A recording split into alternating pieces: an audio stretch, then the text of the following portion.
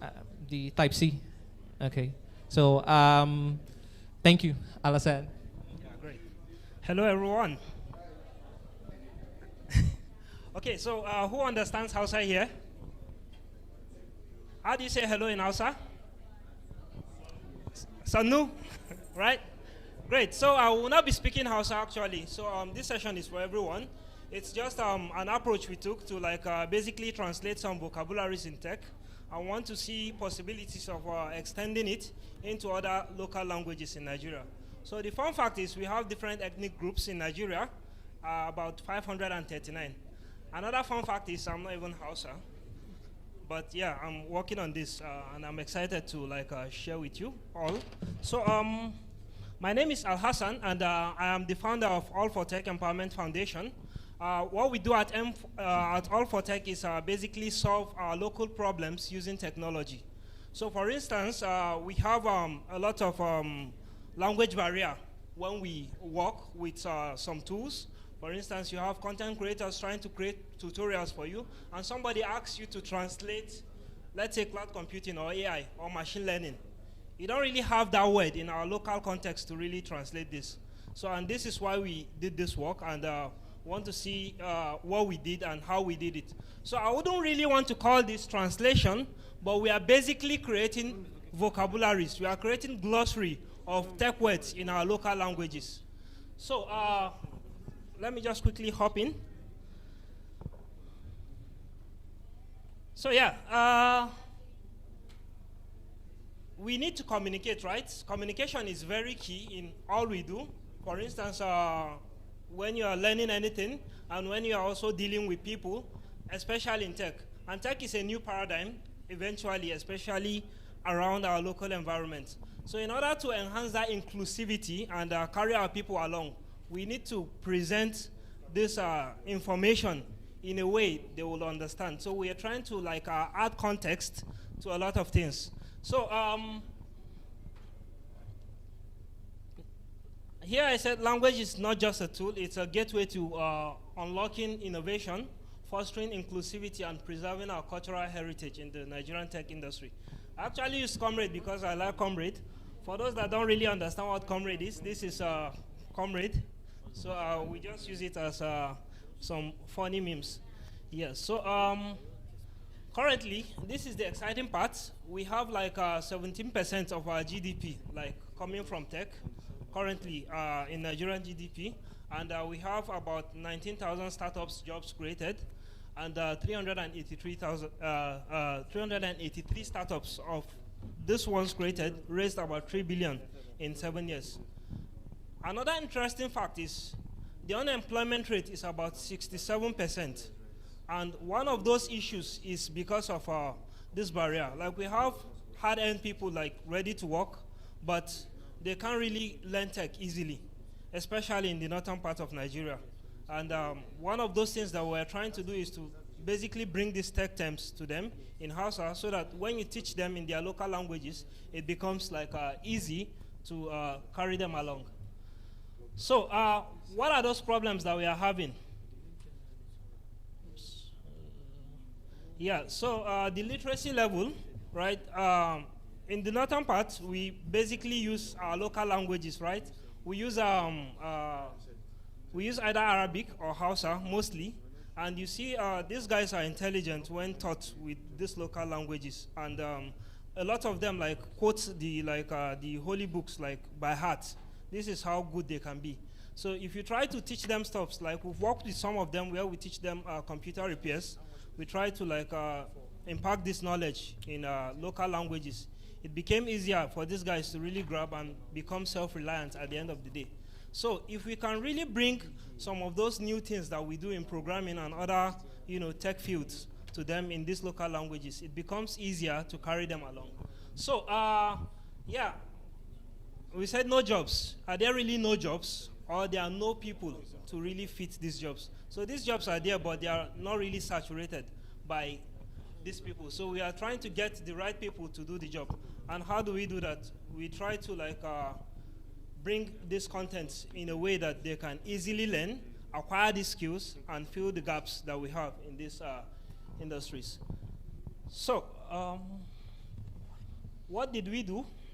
So Hausa is actually spoken globally. It's not only in Nigeria, it's not only in Kano, it's not only the northern part of Nigeria. We have places like Sudan and other places where they speak Hausa. So globally, Hausa is being spoken from the World Info data by 58 million people. Yep. So what are we trying to do? Let me just quickly run into this. For instance, language is a context, right? Any word, you just need to know, okay, what is the translation of this word, or what is like an alternative word for this in another language. For instance, we can say, okay, we want to call a compiler Amala in Hausa, and I'm glad somebody had Amala earlier today for lunch. Yeah. So we can say, okay, Amala is compiler in Hausa, or Pasa is Elubo that is used to make the Amala. Then interpreter, we can call it Eba, it's another form of Amala. And the translators generally could be called Onje. Onje is like a general term for like food in Yoruba. But this could be adopted and say, okay, in Hausa from today, we want to call this Amala. So this is what we did. We extracted 10,000 of these tech words and gave it to content creators. And these content creators now use this word. Based on their discretion, they like created some new words for them. It's not really one person, and it's passed to authorities in Hausa language. These are basically professors and PhD holders in Hausa to really look at these words, validate them, and choose like the best two, so that we'll have synonyms for each word. So you can call like a mouse, you can call it trackpad, for instance. So then the next phase, of course, this needs some level of validation and approval. So we passed these approved words from the professors and authorities to Institute of Languages. Institute of Nigerian Languages is a certifying body, and we also want to partner with Ministry of Culture and Tourism so that we will be able to like get this approved and used worldwide. So now this language, this translated Hausa language is then passed through to Institute of Nigerian Languages, and then they approved it, and now we would be, this is a stage where we are now, we would be publishing this data now in form of a research. That's one, so that it will be globally accepted and globally, people get globally informed about it. And then we'll also publish this tech data into an API, then where people start building an application.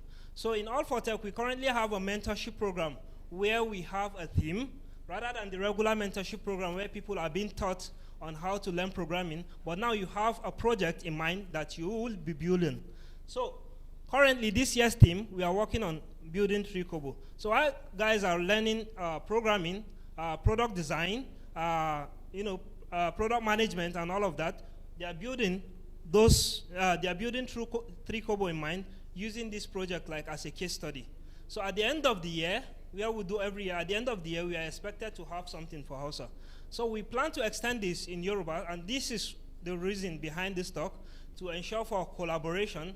So if there's anybody that is really interested in this, we can basically look at it and see how we can get content creators and get the same process done to get these words like translated, or more like new vocabularies created, and then get the same approval process.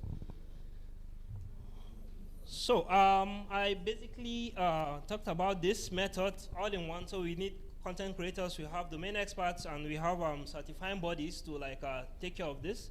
And then we also, these are the basic steps we did. We gathered the data basically from the web scraping, tech journals, and language models like ChatGPT. Helped us extracted 10,000 tech words. Then we cleaned this data. Of course, we categorized this word according to different domains area. For instance, programming, machine learning, software development, cyber security, and all. So these data are from like a different domain in tech. Then we define these terms, added context to them so that anybody like trying to read them will understand that this is what it is. And we try to also explain this in layman terms so that they will have context. Because these professors in Hausa, they are not really technologists. However, when you give them a definition and you give them an analogy, it makes it easier for them to understand like what this word is doing, and it makes it also easier to approve those terms that have been created. So we've agreed on more like some criteria to really approve some of these words. So the criteria could be like things like etymology that has to do with languages and all. So then the review is done by the institutes of languages and other certifying bodies and the approval. Yeah. So what impact would this make? So some of those impacts this could make is the course content. Currently, my team is working on translating free code camp curriculum in Hausa, and this is where we encountered that roadblock. And we saw that there were some words that you can't really break down because they don't exist. So we did this project to be able to like come up with these words to be able to fill those gaps. However, this project is centered around like giving a reference for each of these words that has been created. So we also plan to do something similar for Yoruba, and then it will be easier for anybody translating free code camp or any other tech product to easily adopt these words in doing that. Then inclusivity, it's basically centered around bringing our people, our local people, like to be able to like get the best out of them. Then it's also like promotes our culture and enhance communication as well. Then the next steps here, so basically we'll be doing Yoruba and we'll be doing Igbo. So the partnership, if you want to work together, please send us a mail and we'll be glad to like work with you, an individual, an organization, or even the government as well. So then content creators, of course, we can't do without you. So we really need you, and if you're a content creator in Yoruba or you know anybody, you can send them our way so that we work together with them. Then maybe resources, definitely donation, manpower, or your initiative, or even helping us to even promote what we do or supporting our work. Thank you so much for this opportunity.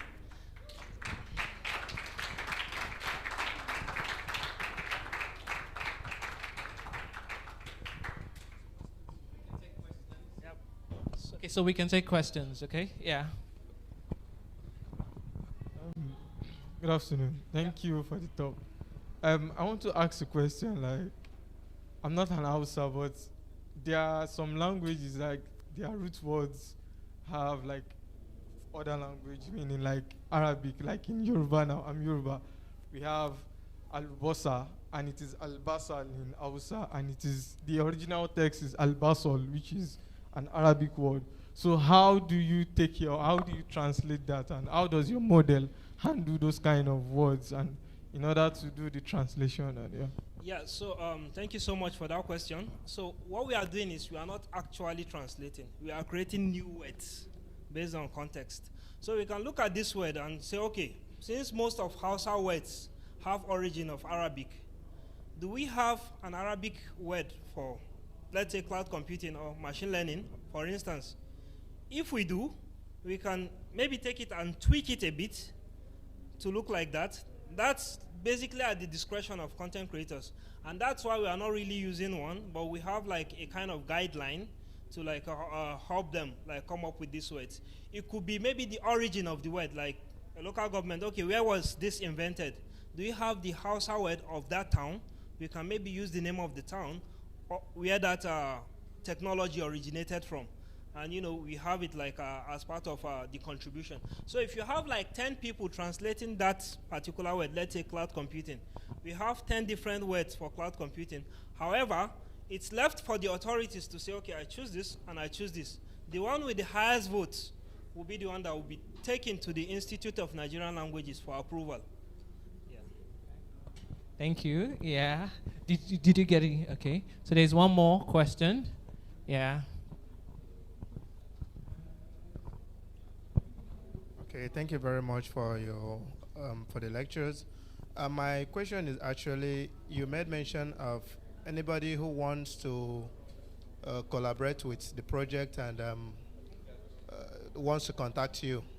Yes. So my question is, how do we get in contact with? Yes. So we have. Thank you so much for showing interest in collaborating with us. So we have an email for All for Tech. This is one way to really contact us. So you can send us an email or you can follow us on any of the social media channels, and we'll be happy to work with you. All right, thank you so much. Alhassan, what is your handle so they can follow you as well? So Twitter, LinkedIn, Yeah, what is it? Sure. My handle is Computerist. Yeah. Okay. So on all platforms, Computerist. Yes, all platforms. Okay. I think somebody has a question. I don't know if you have time. No, sorry. It's very short. Okay. Mm-hmm.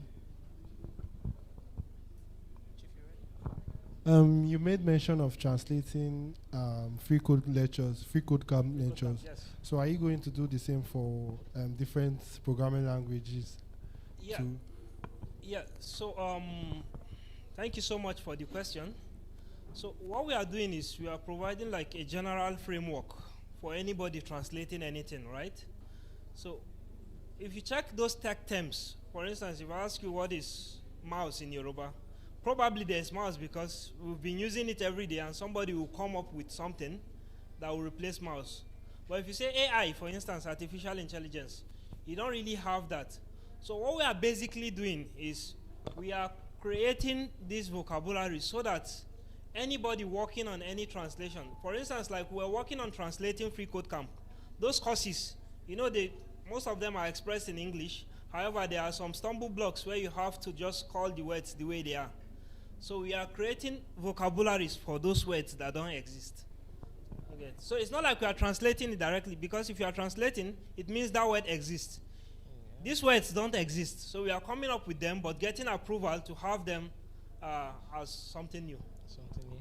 Thank you so much. Okay. Yeah. Thank you.